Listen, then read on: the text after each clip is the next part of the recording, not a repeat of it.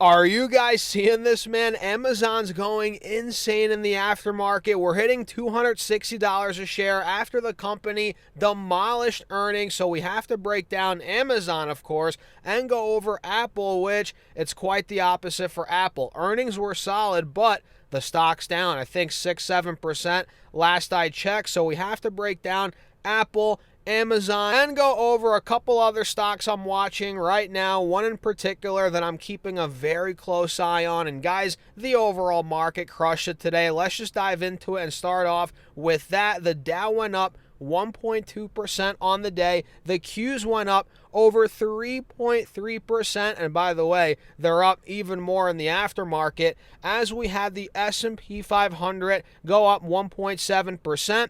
And the Russell went up, let me see here, guys, if I can find it, over 1.3%. And as you guys can imagine, Bitcoin went up and the VIX went down over 17%. Very rough day for the volatility index. We obviously saw that get squashed. So let's dive into these Amazon numbers. Then we'll talk about Apple, go over what I'm doing. And by the way, guys, full disclosure, Amazon is my biggest stock holding as of right now, and it has been for a while, pretty much all of 2026 here, guys. So let's dive into these numbers that are causing this stock to go ballistic right now. Total revenue came in at over $200 billion, $200.6 billion to be exact, which destroyed the estimate of $196.43 billion. And EPS, oh my goodness, guys, $5.75, which absolutely destroyed the $1.82 estimate. And the massive bottom line beat included over $53 billion in pre-tax non-operating income, primarily from investments in Anthropic, which I'm sure you guys have heard about. Operating income came in at $27.5 billion compared to expectations of roughly $19.6 to $22.5 billion. And guys, the big dog, AWS. AWS surged 37% year over year to over $42 billion, 42.4 to be exact, right? And that easily topped the estimates here of $40.1 billion, and analysts had them growing AWS 31% year over year, and again, that popped 37%. So very good number there. AWS operating income reached $16.6 billion. Advertising services revenue grew 26% year over year to $19.8 billion. North America sales increased 16% to over $116 billion. And international sales increased 15% to over $38 billion. Unbelievable, and their guidance was pretty good for the next quarter. Very good guidance for Q3. At this point, guys, what more could you ask for, right? And CapEx is at $220 billion for the full year, right? So pretty much right around where that was expected. And the reaction here is phenomenal, man. And the fact that we're holding all these gains here in the aftermarket, that's a very good sign. We hit over 260. Now we're trading at $256 on Amazon. And if we pull back the layers, let me show you guys this chart right here. We're actually starting to break out of this descending triangle, which you guys can see we've kind of been in that for a couple of months now. We've made lower highs for the last couple of months. Now we're starting to break that downtrend, and we're slightly taking out the highs from, when was that? The middle of this month, about 2 weeks ago. Amazon hit roughly 255. We're starting to break out of there. So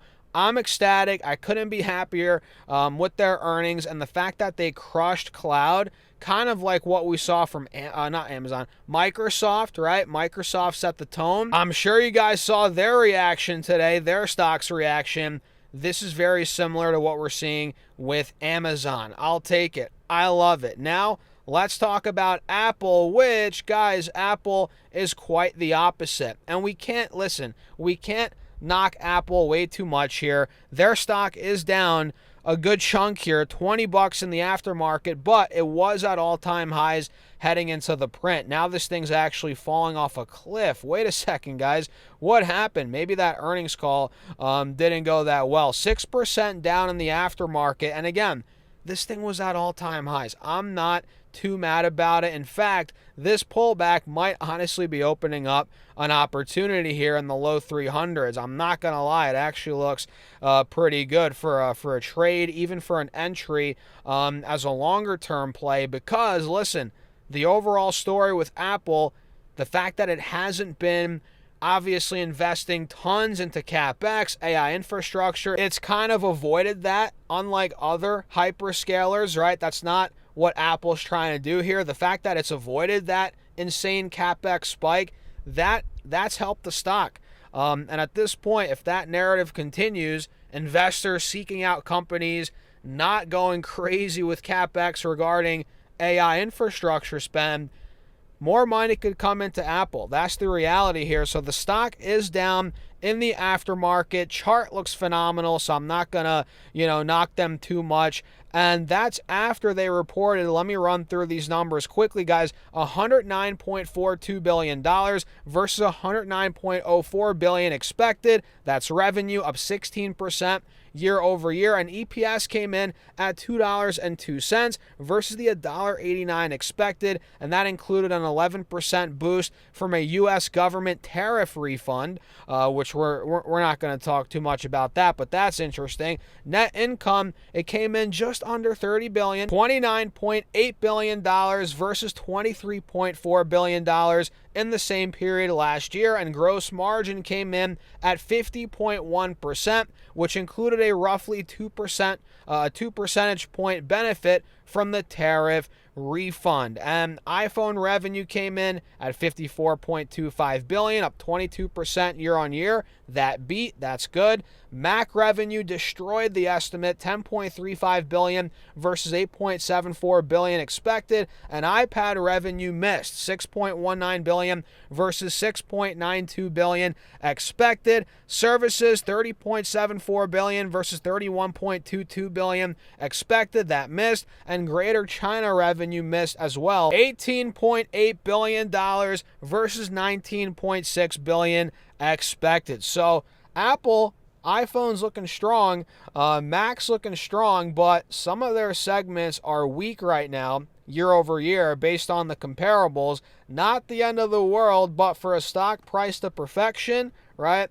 Maybe that's all it takes to send it tumbling lower. And full disclosure, guys, I'm not in Apple right now. I am in Amazon. Again, that's my biggest stock, but I'm not in Apple. And honestly, I might consider a trade here, depending on how the price action looks after the dust settles. Very important. We let the dust settle. So with that out of the way, we broke down Amazon, we broke down Apple. Let's go over another company, another stock I'm watching that actually just rebranded under a new ticker on the NASDAQ. The company's DataMEDS AI Inc. trading on the NASDAQ under ticker MEDS. We have to break down some major news regarding this company that we've been getting, which I'm excited about. It actually involves the NFL, and we'll go over in general where my head's at here with this company. Let's dive into it. Again, DataMEDS AI Inc.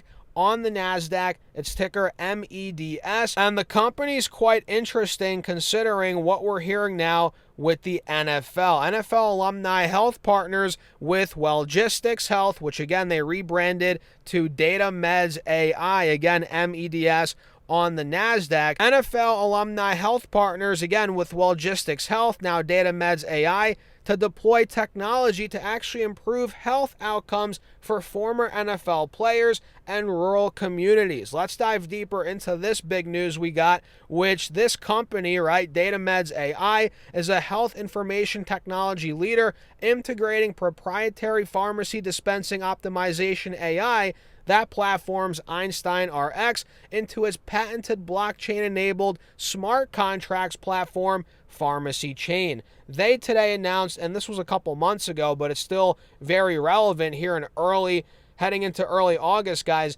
they announced recently that they've entered into an agreement with the NFL Alumni Health to establish healthcare and wellness programs that expand access to healthcare and wellness services, improve cost transparency, and drive patient outcomes. And the programs will initially be developed and optimized for former NFL players and thereafter be deployed more broadly in rural communities, leveraging Wellgistics, again now DataMEDS AI's network of 6,500 independent pharmacy networks, right?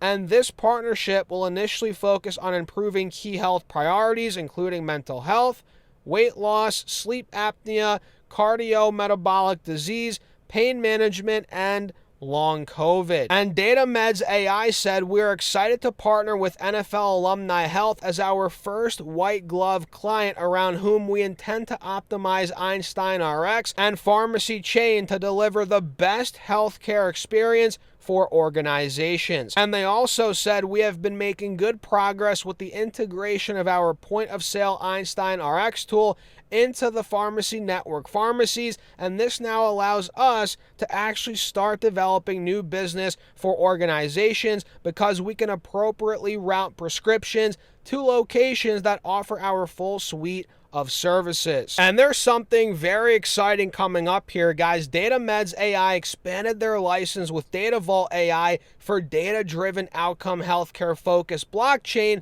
and data monetization license. And the expansion of the license prior to the closing of the proposed multi-party business combination that will also include Silex Holding and EOS Technology Holdings QOLPOM patent portfolio and the acquisition of controlling interest in Tolo Health from HealthBridge Advisors was completed now to allow for the initiation of the Health Lives Here app private launch to NFL Alumni Health members at the 2026 Pro Football Hall of Fame game in Canton, Ohio on Thursday, August 6th, 2026, which is literally in less than a week from now. And DataMEDS said, our business model depends on extracting greater value from the information we generate every day. DataVault AI's platform gives us confidence that we can transform data into a strategic asset for our future customers, not just for operational insights, but as a foundation for future commercial opportunities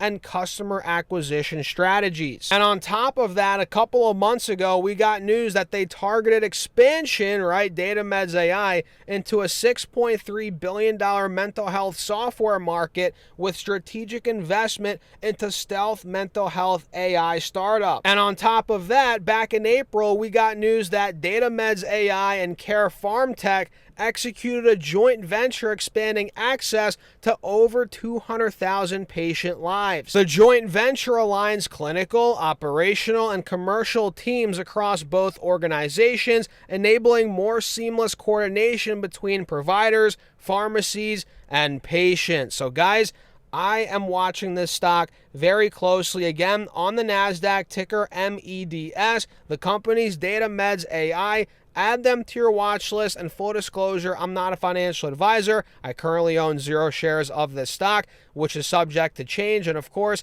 I'll keep you guys updated on my portfolio in the Patreon, where I show you guys all my trades, my investments. If you want to be a part of my private Discord, all that's through Patreon. Link down below, pinned in the comments, or go to StasTalksStocks.com/Patreon. And listen, guys, markets are hot right now, but we're not 100% breaking out yet. We're close, but the Qs, although they are up a lot on the day in the aftermarket, they're not quite yet above 690 yet, and that is the spot to break, So watch it, hit the like button, make sure to subscribe.